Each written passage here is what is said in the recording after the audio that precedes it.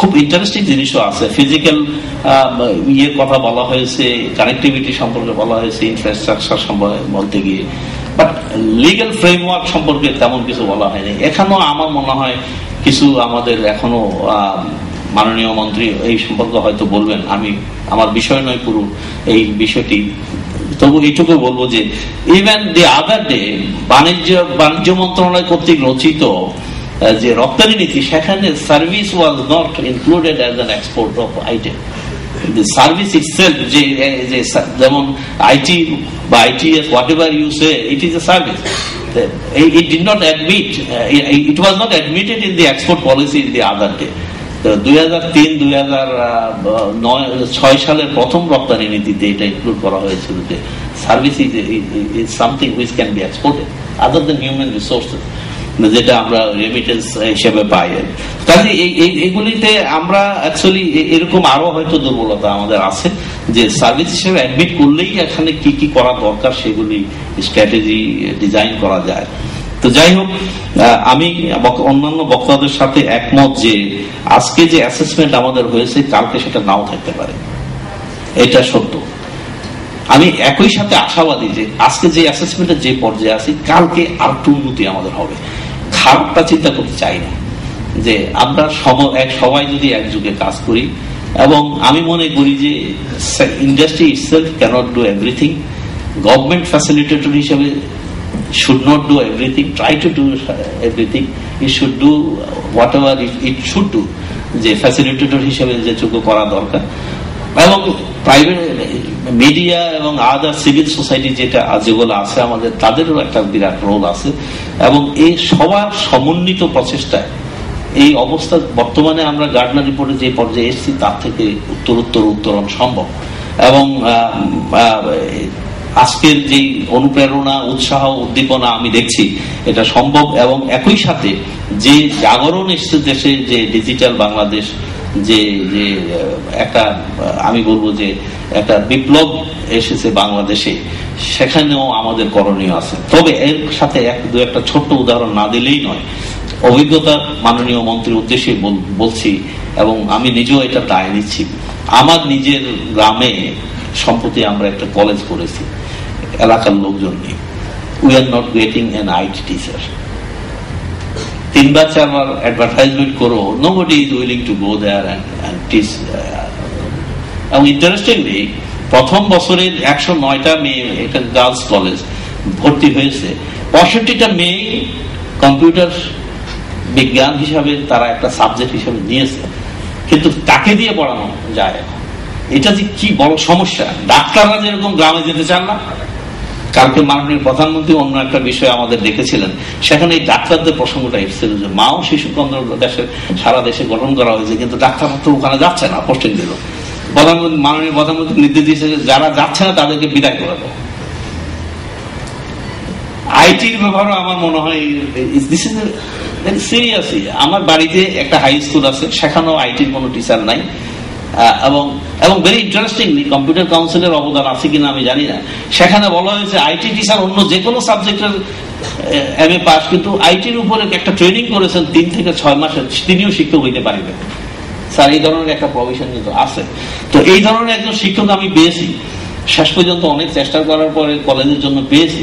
এখন আমাদেরই এই আইটি, আজকে এই ভদ্রলোক এখানে নাই, one of the hardware assembling করেন এবং করেন, উনি আমার ওখানে গিয়েছিলেন গ্রামে, এবং উনি আগ্রহ প্রকাশ করেছেন যে তোমার এখানে কিছু কম্পিউটার দেবো, আমি কম্পিউটার ল্যাব করে দেবো, যেহেতু 65টা মেয়ে এই সাবজেক্টটা নিয়েছে আউট অফ 100, এটা তো সাংঘাতিক একটা ব্যাপার। এবং মেয়েগুলি তো ওনাকে ধরেছিল, আমি বলেছিলাম যে ইনি আইটির লোক, ওনাকে ধরো 10-15টা কম্পিউটার পাওয়া যাবে, এবং উনি রাজি হয়েছেন দিতে। শর্ত দিয়েছেন একটা, যে শিক্ষককে ইমেইল করে কি কি রিকোয়ারমেন্ট সেগুলি করে পাঠিয়ে দিতে হবে, তো ইন্টারনেটের মাধ্যমে। তো ইন্টারনেট কানেকশন টেলিফোনের মাধ্যমে না হয় একটা করে দেওয়া হলো, but that lady does not know how to, মানে এই তার education is not enough. I would say যে 3 মাস বা 6 মাসের যে এডুকেশন দিয়ে তাকে শিক্ষক বানানো হলো ইন্টারমিডিয়েট লেভেলে বা ডিগ্রি লেভেলের ছাত্রছাত্রীদেরকে পড়ানোর জন্য, আসলে that education is not enough to conduct classes, to take classes in the higher education. হয়তো স্কুলে সম্ভব, কিন্তু কলেজে এটা আমার মনে হয় এটা পুনর্বিবেচনার দাবি রাখে।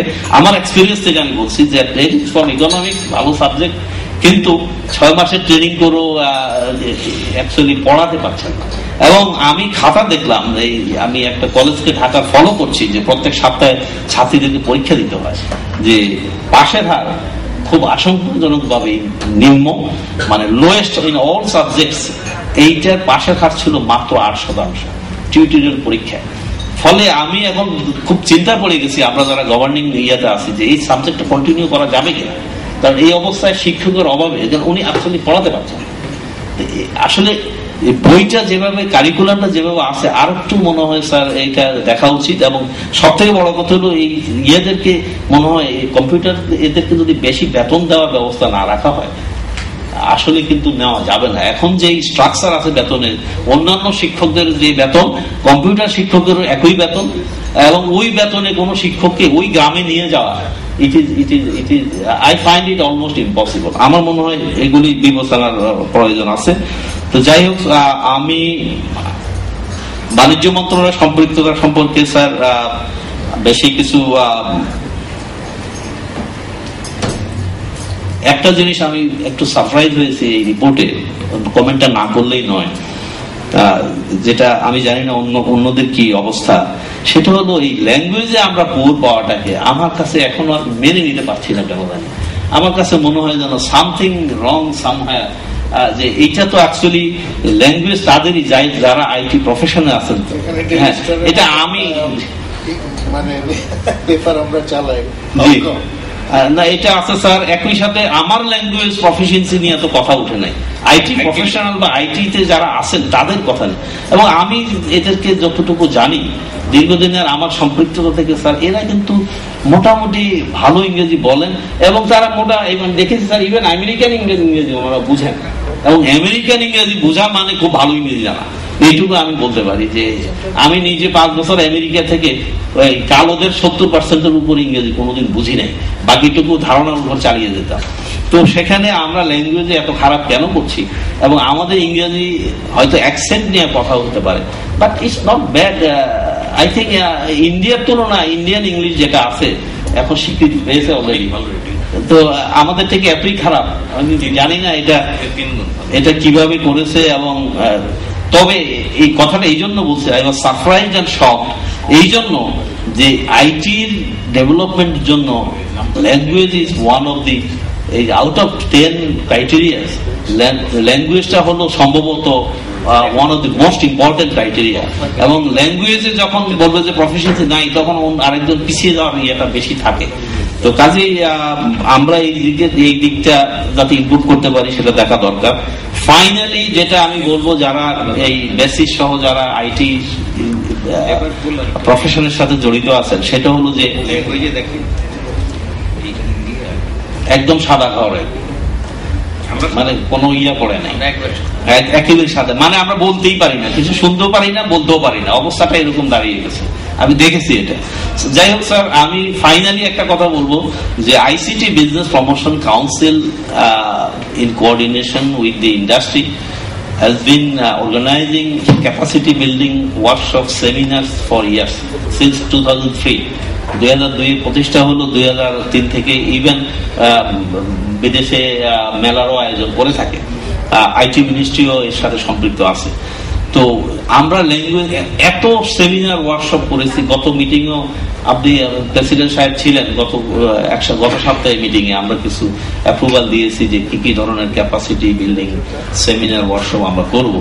But this our low score language, এটা নিয়ে কোনোদিন আপনারা বলেন নাই যে I think this is an area we need to address. যে কখনো এত সেমিনার এত আয়োজন করা হয়েছে গত 7-8 বছরে, কখনো ল্যাঙ্গুয়েজের উপরে করা প্রয়োজন আছে এই কথাটাই আসলে।